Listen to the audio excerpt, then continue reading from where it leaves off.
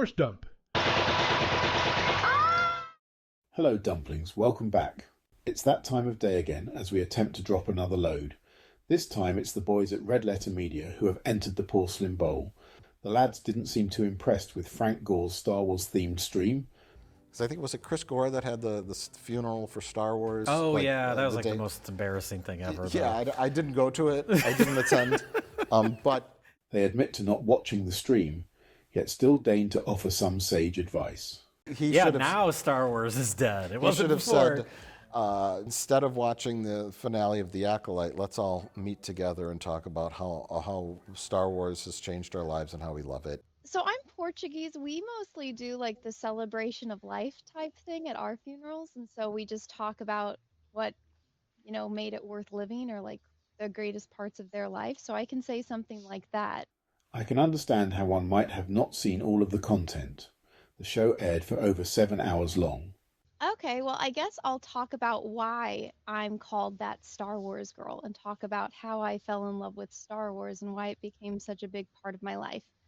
But in my humble and one-sided opinion, I thought there were some genuine moments of beauty. So when I was little, I had like crazy, crazy hair. And so my mom cut it off and I looked like Spock. And to compensate for that, I was really, really girly and I was obsessed with princesses. And then she's like, there's a princess in it. And I'm like, oh my God, turn it on right now. The guests were articulate and engaging. I remember sitting on the floor for the entire length of the movie and not moving. I don't even remember breathing. I just remember like being completely transfixed with this movie. And it was so incredible. And like the second Darth Vader walked in, I was like, oh my God, this is the coolest thing I've ever seen in my entire life. All right. So, you know how I feel about horror films and scary movies. When I was 10, I thought Star Wars was a scary movie. And my older brother just learned to drive. It was the summer. And my dad says, you need to get out of this house. And my brother said, I'll take you to see Star Wars. And I said, I don't want to see Star Wars. My dad goes, you're going to go see Star Wars. Went to Star Wars and changed my life. Alan Ng's final conclusion was particularly moving. I never in my life had I ever seen a movie like this. It was a heartfelt and fitting tribute. And you could only see it at that one theater. And I will tell you, when I saw Return of the Jedi, we went on Memorial Day weekend. You had to get in line. And then as they would play the movie, they would empty the theater and then you would go in.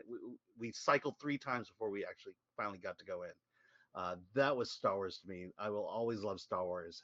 Celebrating one of humanity's lost treasures. And I just remembered the slow decay, the slow degradation of Star Wars when Disney took it over, and just ended here. Episode 3, it was like, I'm done. It can't be. And so Disney has successfully taken all the things I love, Disney, the Muppets, Marvel Comics, and Star Wars. They bought them and they killed them. And I am an empty shell of a man. Oh. Thank you. Thank you, Kathleen Kennedy. Thank you, Bob Iger. Everything I loved, you took. I wish I could hug you, man. I'm sorry about that.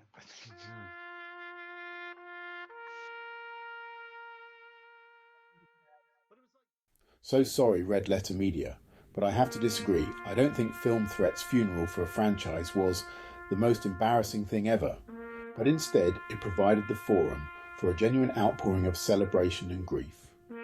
What do you think?